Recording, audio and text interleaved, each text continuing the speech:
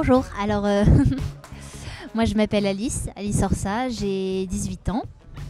J'aimerais pouvoir dire 17 mais j'en ai 18 et je fais du doublage depuis l'âge de 6 ans et demi.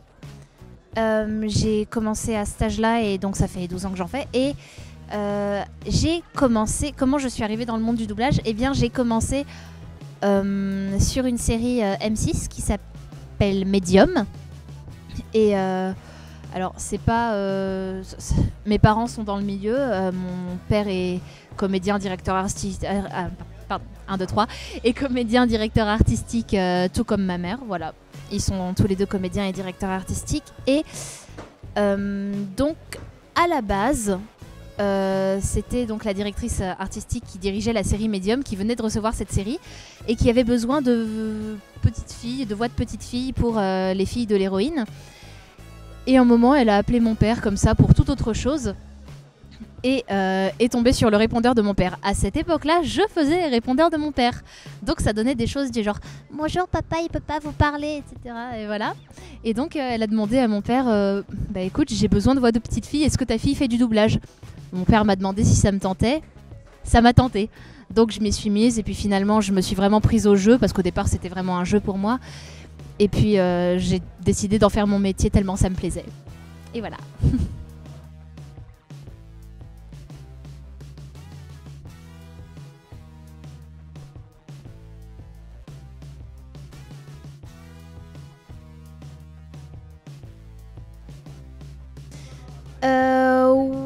Oui, un petit peu.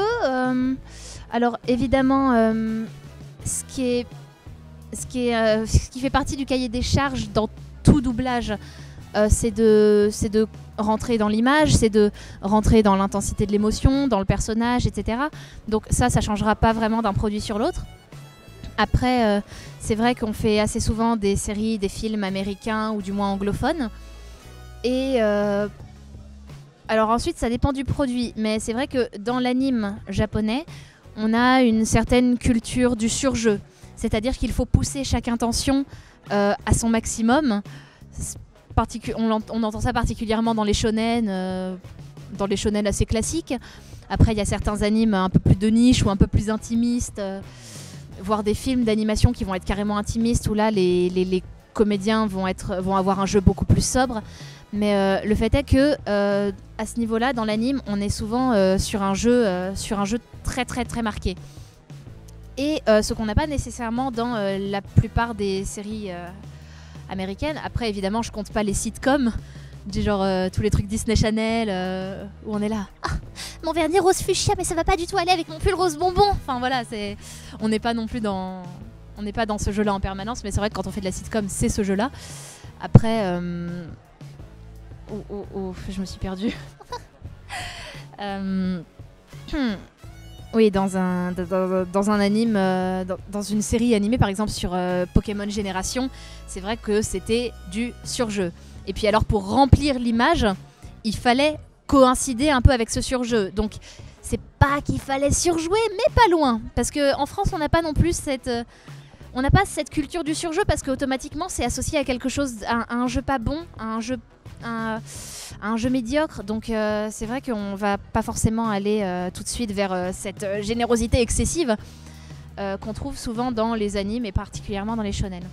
Après dans Your Name, donc de Makoto Shinkai, le jeu était très sobre, donc je me suis contentée de faire quelque chose d'assez naturel, en fait là c'était la recherche de la justesse qui comptait. La recherche de la justesse, faire quelque chose aussi de joli qui coïncide avec l'univers de Makoto Shinkai, qui est un univers très poétique. Et donc l'important, c'était aussi pas de surjouer ou d'être trop généreux dans le jeu ou pas assez généreux. C'était vraiment de coïncider avec l'univers, avec le personnage. Donc c'est pas tout à fait la même chose d'une série à un anime, mais ça dépend toujours du produit.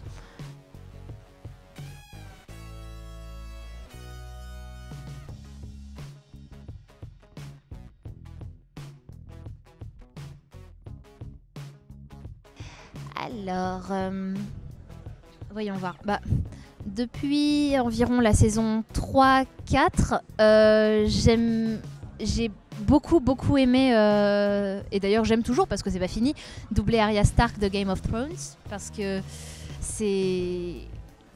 j'ai pas toujours l'occasion de faire des rôles un peu badass, des trucs un peu des filles pas filles quoi, dans le cliché de la fille.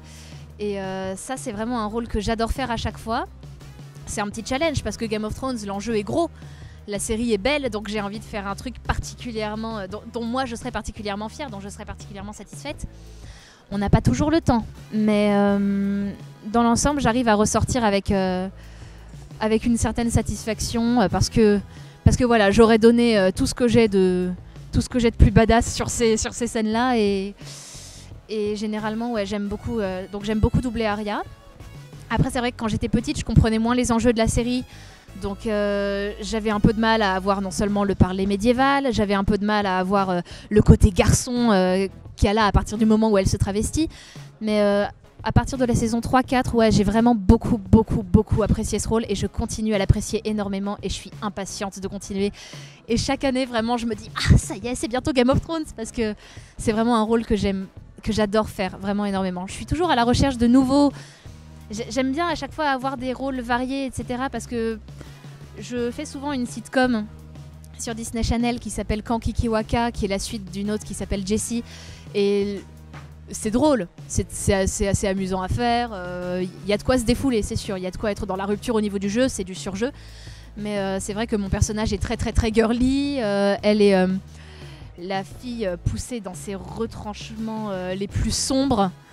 C'est-à-dire, elle va être un peu con, elle va toujours s'interroger sur sa coupe de cheveux ou la couleur de son vernis. Enfin, vraiment, c'est marrant, mais c'est tellement pas moi que j'aime bien à chaque fois retrouver une dose de badassitude dans d'autres personnages comme Arya.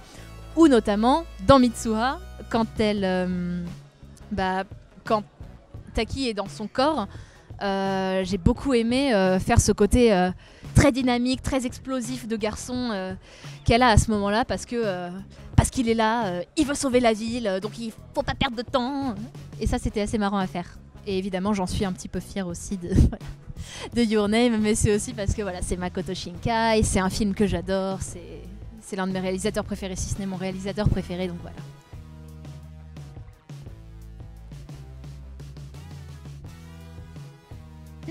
C'est une question très difficile parce qu'il y a... Ouais, alors j'ai pas un animé favori, mais j'ai un top, on va dire. J'ai des trucs vraiment que j'adore. Space Dandy en fait partie.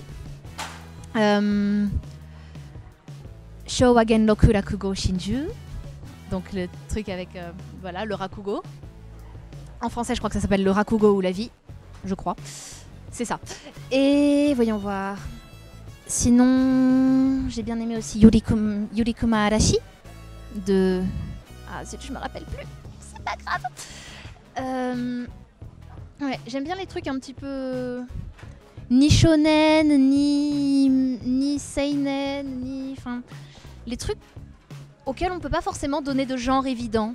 J'aime bien... J'ai beaucoup aimé Panty et Stocking. C'est assez inattendu de... Ça peut être un peu inattendu de ma part, mais... Tout ce qui est Keroro aussi, ça me fait kiffer. Ce qui est un peu bizarre en fait, j'aime bien. Soit bizarre, soit carrément quotidien. Soit carrément dark, du genre Another, tout ça. Ah, j'ai adoré Another.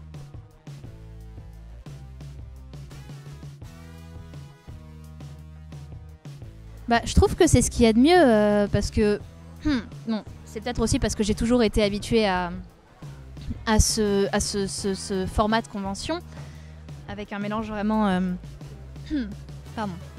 vraiment amateur, professionnel, avec vraiment tout un tas de médias différents, que ce soit de la musique, des AMV, des figurines, du dessin, tout ça. Bah, moi j'adore ce mélange comme ça, parce qu'en même temps comme ça il y en a pour tous les goûts.